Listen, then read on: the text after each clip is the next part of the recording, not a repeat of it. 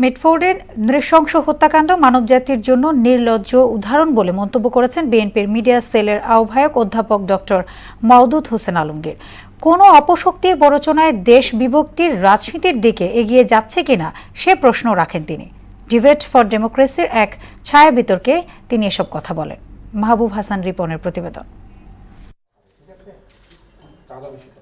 জুলাই অভ্যুত্থানের চেতনা বাস্তবায়নে নাগরিক সচেতনতা নিয়ে এফডিসি হলে ডিবেট ফর ডেমোক্রেসির আয়োজনে ছায়া সংসদ বিতর্ক অনুষ্ঠিত হয়। এতে অতীশ দীপঙ্কর বিজ্ঞান ও প্রযুক্তি বিশ্ববিদ্যালয় এবং কবি নজরুল সরকারি কলেজের বিতর্কিকগণ অংশগ্রহণ করেন। জনগণ একটি চেতনাকে ধারণ করতে পারে, কিন্তু জনগণ সেই চেতনাকে বাস্তবায়িত করতে পারে না। একটি চেতনাকে বাস্তবায়িত করতে পারে শুধুমাত্র রাজনৈতিক সরকার। আমরা বিচার চাই, নির্বাচন কমিশনের আজকে আমরা বিচার চাই ওই নির্বাচন জড়িত অপরাধীদের, পুলিশ প্রশাসন সকলের, যাতে করে আর কেউ আপনার ভোট কেড়ে নিতে পারবে না। বিতর্ক শেষে সভাপতির বক্তব্যে ডিবেট ফর ডেমোক্রেসির চেয়ারম্যান বলেন, জুলাই চেতনা বাস্তবায়নে শেখ হাসিনা ও আওয়ামী লীগের দ্রুত বিচার নিশ্চিত করতে হবে। আরো বলেন, তাদের ছাড়াই দেশে অন্তর্ভুক্তিমূলক নির্বাচন সম্ভব। গত 15 বছরে আওয়ামী লীগের যে গুম, খুন, হত্যা, নির্যাতন, বেনাগর সবকিছু আমরা দেখেছি।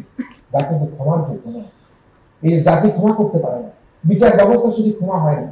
সো আমরা মনে করতে চাই যে আওয়ামী লীগ এবং যে ছাত্রলীগ যে দুঃশাসন করেছে, সেই দুঃশাসনের যে ইতিহাস, সেটি কিন্তু বাংলাদেশের ইতিহাসের মধ্যে, জুলাই বিপ্লবের ইতিহাসের মধ্যে একটা কালো দাগ হয়ে থাকে। বিতর্ক অনুষ্ঠানে মিটফোর্ডের নির্মম হত্যাকাণ্ডের কঠোর সমালোচনা করেন বিএনপির মিডিয়া সেলের আহ্বায়ক। জনগণকে প্রতিবাদী হতে দেখি না। আমরা যে প্রতিবাদ কণ্ঠস্বরকে 1 বছর আগেও দেখেছি, নির্বিঘ্নে কেউ একজন ভিডিও করার পরিবর্তে সেটিকে প্রতিহত করে না। আমরা তো এরকম নির্লজ্জ, অবমানিত আমাদের মানবতার পতনকে তো দেখতে চাইনি।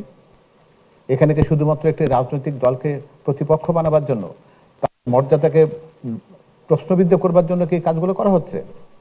সে প্রশ্ন উঠতেই পারে।